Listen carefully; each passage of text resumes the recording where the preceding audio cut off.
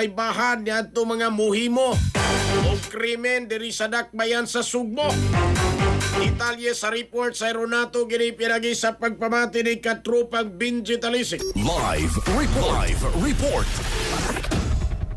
Dagan sila magkarapag Rafael Umagan na po ang sa usa ka 11 anyos nga batang bahay nga gipang sa masan sa usa ka level August siling nga bagyod sa biktima nga naghalig kini og pagtagan sa publiko o niya kamalawa ang mga pagkirimong suspect nito mismo sa Tolwan nga giadto gini sa buhatan ni Cebu City Mayor Lester Archibald doon kini at today gabahan sa mga mohimo o ganang daotan o ganang krimen sa dagbayang Subo magkapalit na Archibald nga wa mo na diri o ay pagbuhat diri tungod kay atong kapulisan o ang city government na naglandaw o kandan kini nga motubagya sa kini mga daotan o nga pagdakup man ang paghabot o kini pagkakaso ulo nini nga ang liderato ni Police Colonel George Lanan ang hepe karon sa kapulisan sa Subo ligaya nga kundi mga mga pagkitabo yan dili pagpanugos inuman ang pagpangawan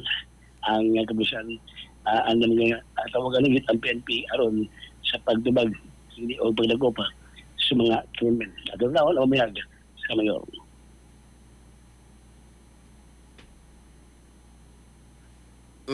Taga Cebu, ang atong constituent sa Cebu City, we are taking care of you.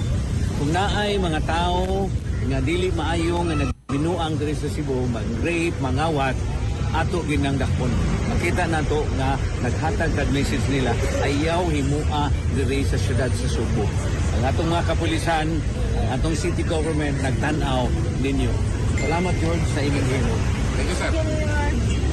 Di pasubal sa mayor ka naman Jerry ay nga pagtubag dayon sa PNP kinabrasaba sa game action sa pagdakop sa suspect nga si Atty. Fernando Prajes isa magkilin ng Tamas so sa 11 anyos nga batang babae.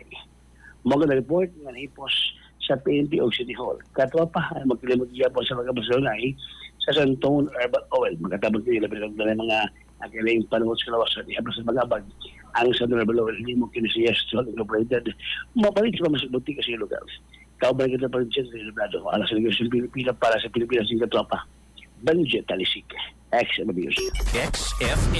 Report.